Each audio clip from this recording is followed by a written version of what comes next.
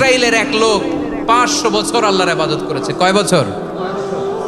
কোথায় জানেন? সাগরের মাঝখানে এক পাহাড়, ওই পাহাড়ের উপরে বসে 500 বছর টানা আল্লাহর ইবাদত। দিনে আর রাতে একবার করে নিচে নামতেন। সেখানে আল্লাহ তাআলা পাথরের ভেতর থেকে তার জন্য মিঠা পানির ব্যবস্থা করে দিয়েছেন, আর একটা ডালিম গাছের ব্যবস্থা করে দিয়েছেন। সকালে নামলে একটা টসটসে ডালিম, রাতে নামলে টসটসে ডালিম। এগুলো খেয়ে খেয়ে 500 বছর সে আল্লাহর ইবাদত করেছে। আর সে আল্লাহর কাছে বলেছে, আল্লাহ আমি যখন মারা যাব সেজদারত অবস্থায় যেন মারা যাই। ঠিকই আল্লাহ সেজদারত অবস্থায় সাইয়েদনা আজরাইলকে পাঠিয়ে দিলেন। সেজদারত অবস্থায় লোকটা মারা গেল। 500 বছর ইবাদতের পরে আল্লাহর দরবারে কিয়ামতের কঠিন ময়দানে যখন লোকটা হাজির হয়ে যাবে, আল্লাহ বলবেন, আদখিলু আবদি আল জান্নাতা বিরহমাতি, আমার বান্দাকে আমার দয়া, আমার ভালোবাসা দিয়ে জান্নাতে ঢুকায়া দাও। 500 বছর ইবাদত করছে তো আমার দয়ায় আমার বান্দারে জান্নাত দাও। এই বান্দা বলে, বালবি আমালি, আল্লাহ তোমার দয়া লাগবে কেন? আমি আমার আমল দিয়ে জান্নাতে যেতে চাই। কি দিয়ে? কথা বুঝে নাই বোধহয়। আল্লাহর এই বান্দা কি দিয়ে জান্নাতে ঢুকতে চায়? আমল দিয়ে। আল্লাহ বলছে, আমার দয়ায় আমার বান্দারা জান্নাতে নিয়ে যাও ফেরেশতারা। এ বলে, আল্লাহ তোমার দয়া লাগবে কেন? সেজদা তো কম দেই নাই, জিকির করতে করতে 500 বছর শেষ করে দিলাম, আবার তোমার দয়া লাগবে? আমি তো আমার আমলেই জান্নাতে যেতে পারি। আল্লাহ বলবেন, তাই ঠিক আছে, আমি চাইলাম দয়া দিয়ে জান্নাত দিব, তুমি চাইলে আমল দিয়ে ঢুকবা, ঠিক আছে, তোমার আমল আর আমার যে দয়া দুইটার একটু মাপ দেই। তোমার 500 বছরের ইবাদত এক পাল্লায় রাখো। আর আল্লাহ বললেন, আমি যে দয়া করে এই দুনিয়ার নাজ নেয়ামত বিউটি সৌন্দর্য দেখার জন্য তোমার দুটা চোখ দিয়েছিলাম, দুটা নয় একটা চোখ আরেক পাল্লায় রাখো। রাখা হবে, দেখা যাবে ওই 500 বছরের ইবাদত হালকা হয়েছে, আর মুহূর্তের মধ্যে আল্লাহর দেয়া একটা চোখের নেয়ামত ভারী হয়ে গিয়েছে। আল্লাহ বলবেন, তোমার কথা মতো মাপ দেয়া হলো, এবার ফলাফল দেখো, হিসাব বলে তুমি এখন জাহান্নামে যাবা। Go to the hell fire, যাও এবার জাহান্নামে যাও। মাপ জোখে যখন আসছো আমার সাথে হিসাব ক্যালকুলেশন, যাও তুমি এবার জাহান্নামে যাবা। এবার লোকটা কাচুমাচু করে বলে, আল্লাহ আমি বুঝি নাই, আল্লাহ আমি বুঝতে পারি নাই, খেয়াল করি নাই, তুমি আমারে ক্ষমা করো, তুমি আমারে মাফ করো। ও আল্লাহ, এবার আমি টের পেয়েছি, এবার আমি বুঝতে পেরেছি, তোমার দয়া ছাড়া দুনিয়ায় কেউ জান্নাতে যেতে পারবে না, কেউ পারবে না। আল্লাহ বললেন, ওরে গোলাম, তুই তো কিছুই ছিলি না, অস্তিত্বহীনতা থেকে তোরে অস্তিত্বে আনলো কে? ওই ছোট্ট শুক্রাণু থেকে মায়ের পেটে 9 মাস ধরে খাবার দিয়েছে কে? আবার সুস্থতার সাথে দুনিয়ার বুকে তোরে ডেলিভারির ব্যবস্থা করে দিল কে? আবার তোর মায়ের বুকের ভেতরে 2টা খাবারের লাইনের ব্যবস্থা করে দিল কে? আবার তোকে শৈশব পেরিয়ে কৈশোর পেরিয়ে তারুণ্য, তারপরে যৌবন, এগুলো দান করলো কে? তার চেয়েও বড় কথা, পাহাড়ের মাঝখানে সাগরের মাঝখানে 500 বছর ইবাদত করার শক্তি তোর গায়ে দিয়েছে কে? এই সাগরের মধ্যে লোনা পানি, লবণের পানি মুখে দেয়া যায় না, সেখান থেকে আমি পাহাড়ের ভেতর থেকে মিঠা পানির ব্যবস্থা করে দিলাম। ওই জায়গায় তোরে রিজিকের বন্দোবস্ত করলো কে? সকাল বিকাল 2 বেলা টসটসে ডালিম খাওয়ার ব্যবস্থা করে দিল কে?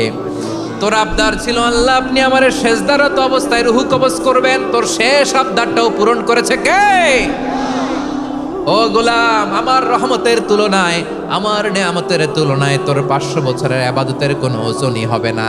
গোটা বিশ্বের কেউ কোনোদিন আমার জান্নাতে ঢুকতে পারবে না আমি আল্লাহর দয়া ছাড়া।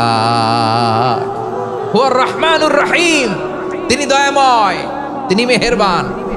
জিব্রাইল আলাইহিস সালাম বিশ্বনবীর এই লম্বা হাদিসটা যখন শোনালেন, আমি যা যা বলছি এটা বিশাল এক হাদিসের অনুবাদ। বললেন, ইয়া মুহাম্মদ, এই দুনিয়ার সবটাই চলে আল্লাহর রহমত দিয়ে। হাদিসের শেষ কথা, সব চলে আল্লাহর কি দিয়ে? তখন বিশ্বনবী সাহাবাদের বললেন, ও সাহাবারা শোনো, আল্লাহর জান্নাতে কেউ কোনোদিন প্রবেশ করতে পারবে না তার রহমত ছাড়া।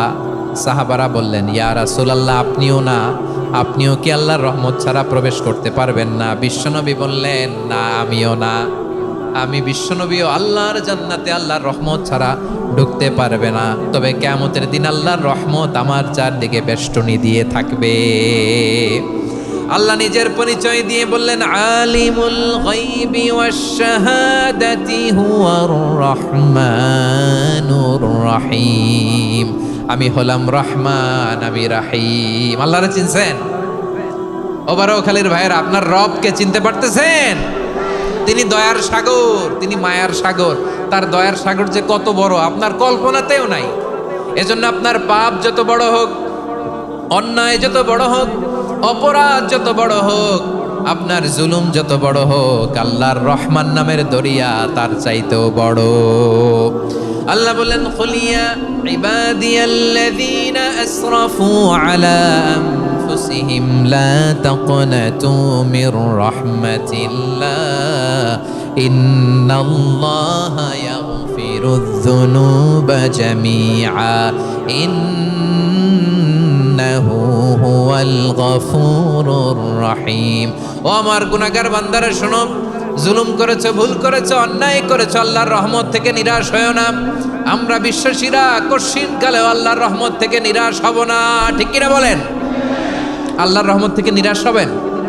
ভুল করে ফেলছেন, আরে ভুল তো সবাই করে। পাপ হয়েছে, আরে পাপ তো সবার আছে, আপনারা সবাই পাপী, সবাই পাপী। যত পাপ হোক, ভুল হোক, অন্যায় হোক, অনুতপ্ত হয়ে তওবা করে, ওযু করে, জায়নামাজটা বিছিয়ে সেজদা দিয়ে চোখের পানি ছাড়েন। চোখের বেয়ে পড়া পানি আল্লাহর কাছে যে কত প্রিয়। অনুতপ্ত বান্দার চোখের পানির ফোঁটা তার চোখ বেয়ে, নাকের ডগা বেয়ে জমিনে ড্রপ করার আগেই আল্লাহর ওই বান্দার সব গুনাহ মাফ করে দেয়। আল্লাহ বললেন, আমি রহমানুর রহিম, আমি দয়াময়, আমি মেহেরবান। এরপর আল্লাহ বললেন, হুয়াল্লাহুল্লাযী লা ইলাহা ইল্লা হুয়াল মালিকুল কুদ্দুসুস সালামুল মুমিন। ওয়াল্লাহুল্লাযী, তিনি এমন আল্লাহ, লা ইলাহা ইল্লাহু, তিনি ছাড়া কোনো ইলাহ নাই। আল মালিক, তিনি হলেন আল মালিক। দুইটা শেষ, আর রহমান আর রাহিম শেষ। এবার আল্লাহ 3 নাম্বার গুণবাচক নামের পরিচয় দিচ্ছেন। আল্লাহ বলছেন, আমি হচ্ছি আল মালিক। আমি কি? মানে সম্রাট। আল মালিক মানে হচ্ছে the king, the king of kings. সব রাজার বড় রাজা, মহারাজা। তার চেয়ে বড় রাজা আর কেউ নাই, তার চেয়ে বড় সম্রাট আর কেউ নাই, তার চেয়ে বড় ক্ষমতাধর সত্তা মহাবিশ্বে দ্বিতীয় কেউ নাই। চিৎকার করে বলেন ঠিক কিনা? তিনি আল মালিক। আল মালিক মানে ক্ষমতাধর, ক্ষমতার মালিক, রাজা ধীরাজ বাদশাহ। তার ক্ষমতা আর আমাদের ক্ষমতা একরকম নাকি?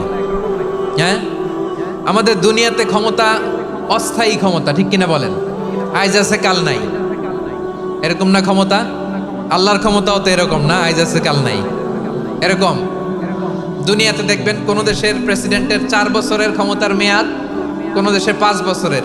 আল্লাহর কয় বছরের? 10 বছরের নাকি 20 বছর, 100 বছর। আল্লাহর ক্ষমতার মেয়াদ কতদিন বলেন? বুঝে থাকলে বলেন তো। চিরকাল তার ক্ষমতার মেয়াদ। চিল্লায় বলেন ঠিক কিনা? নিরঙ্কুশ ক্ষমতা, একচ্ছত্র ক্ষমতা বলতে যা বুঝায়, এই ক্ষমতা একমাত্র আল্লাহরই আছে।